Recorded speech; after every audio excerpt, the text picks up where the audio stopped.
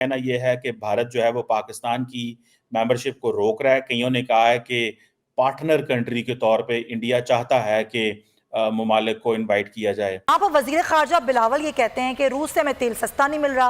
मुसद्दिक मलिक ने अभी कुछ देर पहले जो न्यूज़ कॉन्फ्रेंस की आपने सुनी होगी कि थोड़ी देर पहले वो आए और ये कहते हैं कि जी ऐसा नहीं है, हमें तो रूस से सस्ता तेल मिलेगा। वो पैसे रूस ने भी कह दिया है कि कोई और घर देखो जाके।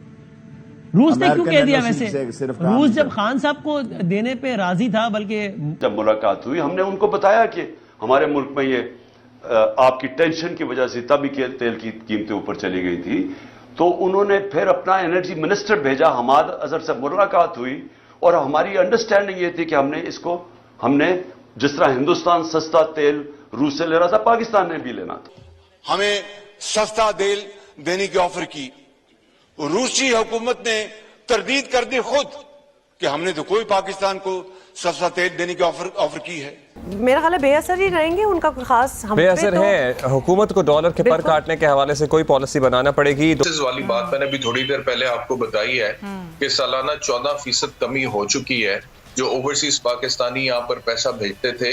इससे इस वक्त क्या रशिया ब्रिक्स को, ये भी एक एंटी और एंटी नेटो और एंटी वेस्ट ऑर्गेनाइजेशन है, क्या रशिया अपने मसल फ्लेक्स कर रहा है उस खिते के अंदर कि तारकीन वतन ने पैसे भेजने कम कर दिए हैं या छोड़ दिए हैं? मैं ये कहता हूं पाकिस्तान में से लोगों ने हवाला पे सारे पैसे दुबई और दूसरे मुल्कों में भेजना शुरू कर दिए। मोदी साहब ने अंडर गिवन सर्कमस्टांसेस वेस्ट को एक जैब का एक थप्पड़ लगाया उन्होंने, क्या वो इफेक्टिव है? नमस्कार दोस्तों आज के इस वीडियो में हम देखेंगे कि किस तरह से भारत और रूस ने मिलकर पाकिस्तान की अकल ठिकाने लगाई है। एक तरफ जहां रूस ने किसी भी तरह की आर्थिक सहायता देने से मना कर दिया है पाकिस्तान को, वहीं ऑयल देने से भी मना कर दिया है। दरअसल इमरान खान जब प्राइम मिनिस्टर था तो उसने एक ये झूठ फैलाया था, या हम कह सकते हैं खाली वर्बली ये बातचीत हुई थी कि रशिया सस्ता तेल देगा पाकिस्तान को भारत की तरह। लेकिन बाद में रशियन गवर्नमेंट ने इस चीज को डिक्लाइन किया और उन्होंने साफ साफ बोला कि नहीं, ऐसा कुछ नहीं है, हम पाकिस्तान को कोई ऑयल सप्लाई नहीं करने वाले हैं। जो कि हम इस वीडियो में सारी क्लिपिंग्स में देखेंगे कि खुद पाकिस्तान के जो अभी के प्राइम मिनिस्टर है शहबाज शरीफ, वो इस चीज को एडमिट कर रहे हैं कि रशिया ने उन्हें तेल देने से मना कर दिया था। इसी के साथ ही ये डिप्लोमेसी किस तरह की है, किस तरह से रशिया के साथ मिलकर भारत ने पाकिस्तान की अकल ठिकाने लगाई और किस तरह से रशिया की मदद से ही चीन की अकल को भी ठिकाने लगाई, उसके लिए बहुत ही जल्दी एक अलग वीडियो आएगा। आज का वीडियो जो फोकस है वो पूरी तरह से पाकिस्तान के ऊपर फोकस है। बहुत ही जल्द आज शाम को या कल में एक वीडियो पोस्ट करूंगा जिसमें ये बताया जाएगा कि किस तरह से डिप्लोमेसी के थ्रू रशिया और भारत ने मिलकर चीन की अकल को ठिकाने लगाया है, इसी की वजह से चीन अब पीछे हट रहा है, और किस तरह से डिप्लोमेटिकली, मिलिट्री डिप्लोमेसी के थ्रू और इकोनॉमी के थ्रू इन दोनों ही देशों पे, पाकिस्तान और चीन पे भारत ने दबाव बनाया है, और किस तरह से भारत की डिप्लोमेसी, मिलिट्री डिप्लोमेसी और या इकोनॉमिकली किस तरह से सबक सिखाने की कोशिश की गई है कुछ प्रतिबंध लगा के चीन और पाकिस्तान को, वही हम सब देखेंगे। पाकिस्तान का साथ नहीं दे रहा है, बल्कि चीन भी पूरी तरह से पाकिस्तान का साथ छोड़ के भाग चुका है। इस सब की वजह से पाकिस्तानी काफी टेंशन में है। काफी पाकिस्तानी को ऐसी उम्मीद नहीं थी कि चीन उनके साथ ऐसा करेगा, बट ये सारी चीजें हुई हैं क्योंकि चीन भी इस समय डिप्लोमेटिकली दबाव झेल रहा है। आप इस सब के बारे में क्या सोच रहे हैं कि क्या वाकई मोदी जी की विदेश नीति कामयाब हो गई है? आपके जो भी विचार हो कमेंट बॉक्स में जरूर लिखें। तो आइए पहले आगे बढ़ते इस वीडियो में। वीडियो अच्छा लगे तो लाइक करें, शेयर करें, चैनल को सब्सक्राइब करना ना भूलें। आइए आगे बढ़ते इस वीडियो में। जो हमने तेल की कीमतें, पेट्रोल और डीजल की कीमत नीचे रखी, वो क्यों रखी थी? क्योंकि हम समझ रहे थे कि बबल है, ये थोड़ी देर के नीचे आ जाएगा, लेकिन हमारी इकोनॉमी इतना ऊंच नीच नहीं दे सकती, इसलिए हमने सब्सिडाइज की। क्योंकि हमने रूस से जब मैं वहां गया, मैंने सदर पुतिन से जब मुलाकात हुई, हमने उनको बताया कि हमारे मुल्क में ये आपकी टेंशन की वजह से तभी तेल की कीमतें ऊपर चली गई थी, तो उन्होंने फिर अपना एनर्जी मिनिस्टर भेजा, हमाद अजहर से मुलाकात हुई और हमारी अंडरस्टैंडिंग ये थी कि हमने जिस तरह हिंदुस्तान सस्ता तेल रूस से ले रहा था, पाकिस्तान ने भी लेना था। और बदकिस्मती से आते साथ ही आपको पता है कि साजिश शुरू हो गई, वापस आए तो वोट ऑफ नो कॉन्फिडेंस हो गई और उसके बाद हमारी गवर्नमेंट चंद हफ्तों में चली गई, तो वो बीच में ही चीजें रह गई। इन्होंने जनाब एक लेटर लगा दिया, व्हाट्सएप किया कि जनाब हमने रूस को हमें सस्ता तेल देने की ऑफर की, रूसी हुकूमत ने तरदीद कर दी खुद कि हमने तो कोई पाकिस्तान को सस्ता तेल देने की ऑफर की है। जनाब स्पीकर, फिर काबीना में मेरे पास फॉरेन सेक्रेटरी आए, पूरी काबीना में उन्होंने सुना, काबीना में नहीं, हमारी वीट की मीटिंग चल रही थी, उसमें उन्होंने कहा कि हमें रूस से गंदम की हमें ऑफर है। इस वाली बात मैंने भी थोड़ी देर पहले आपको बताई है कि सालाना 14% कमी हो चुकी है जो ओवरसीज पाकिस्तानी यहाँ पर पैसा भेजते थे। इससे पता लगता है कि इन्वेस्टमेंट जो है उसमें जो कमी वाक़या हो रही है तो वो कॉन्फिडेंस शेक ही हुआ है ना, तो हो रहा है जी।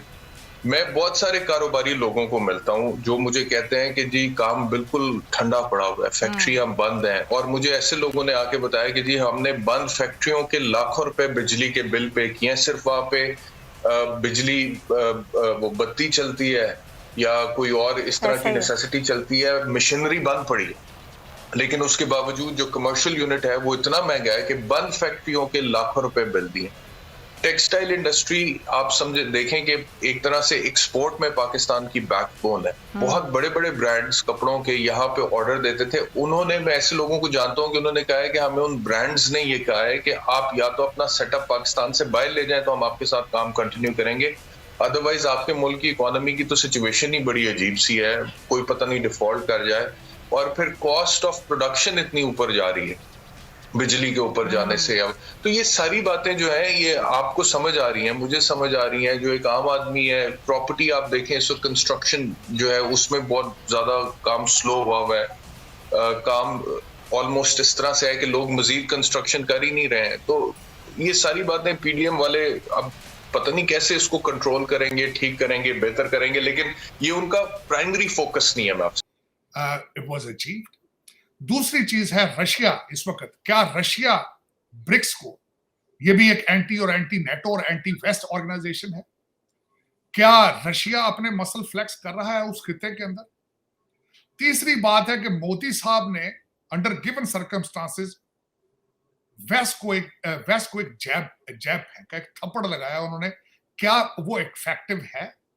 चौथा सवाल इससे ये होगा कि इस नए इत्तेहाद से पाकिस्तान की इंपॉर्टेंस मजीद बढ़ेगी अमेरिका की नजर में, और चाइना के साथ जो पाकिस्तान का रिलेशनशिप है, जब हमेशा पाकिस्तान ने अपनी जियोपॉलिटिकल लोकेशन को, जब जियोग्राफिक लोकेशन को कैश कराने की कोशिश की है, क्या वो मजीद बढ़ेगी या कम होगी? और ताइवान किसके लिए डियर है, किसके लिए एक चैलेंज है?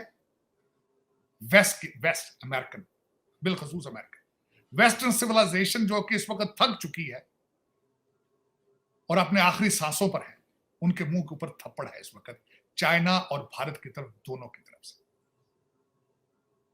और क्या ये इकट्ठे हो पाएंगे? क्या they have a will to do anything to stop it? Can they? ये बहुत बड़ा सवाल है। लेकिन मैं समझता हूं कि इस वक्त कहते हैं ना कि जिदे घर दाने उदे बाल भी सियाने। इस वक्त इंडिया के घर में दाने हैं और उनके पास एक जबरदस्त टीम है डॉक्टर जयशंकर की। मोदी साहब के पास पावर है, वोट ऑफ कॉन्फिडेंस है उनके पास, and world can see it. वो दुनिया को दिखा रहे हैं। 6 डिप्लोमेट्स को निकाला गया, उनको टेररिस्ट, उनको क्रिमिनल एक्टिविटीज में इन्वॉल्व बताया गया बगैर किसी सॉलिड प्रूफ के। ये उसका जवाब आ गया, ये उसका जवाब आ चुका। इलेक्शन है अमेरिका के अंदर, इलेक्शन। बाबा बाइडेन को कोई पता ही नहीं है कहाँ है, कहाँ किस बंकर में बैठा है, किस बेसमेंट में है, किस बीच पर बैठा है, हॉस्पिटल में है, घर है, कहाँ, किसी को। आज अमेरिका को मैं क्वेश्चन करना चाहता हूं पूरी दुनिया से, बल्कि बिलखसूस अमेरिकन से, आज तुम्हें कौन चला रहा है? आज अमेरिका के फैसले कौन कर रहा है? ये क्वेश्चन मार्क है। इसका फायदा कौन कौन उठा रहे हैं? बीबी नेतन्याहू फायदा उठा रहे हैं इसका, पुतिन इसका फायदा उठा रहे हैं, अब चाइना ने भी फायदा उठा लिया। भारत ने थप्पड़ मारा है, जवाब दे दिया कि डोंट यू डेयर हमारे साथ पंगा लेने की कोशिश ना करना। तो चीमा साहब, इस पे नई ग्रुपिंग है, नई ग्रुपिंग आ रही है, इस पे पाकिस्तान कहां है? मैं अल्टीमेटली आप पाकिस्तान में बैठे हैं, मैं खुद एक पाकिस्तानी अमेरिकन हूं। मैंने आपकी तरमीम आई है जिस पे पाकिस्तान रुक चुका था, स्टैंड स्टिल। एक चीफ जस्टिस की अपॉइंटमेंट पे पूरा पाकिस्तान रुक गया था। मैंने कभी किसी कंट्री के अंदर इस तरह की मिसाल नहीं देखी कि आर्मी चीफ की एक्सटेंशन पे कंट्री रुक जाए।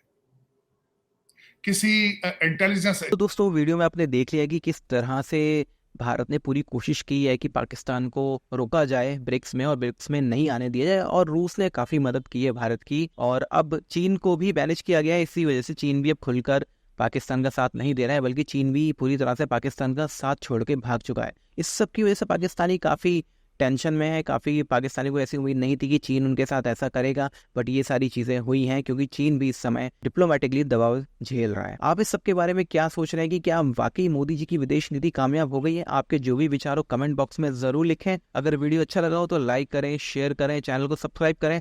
और हाँ, मैं फिर से याद दिला दूं कि चीन को किस तरह से मैनेज किया गया है रशिया और इंडिया के द्वारा, उसको लेकर वीडियो बहुत जल्दी आने वाला है, आज रात को या कल।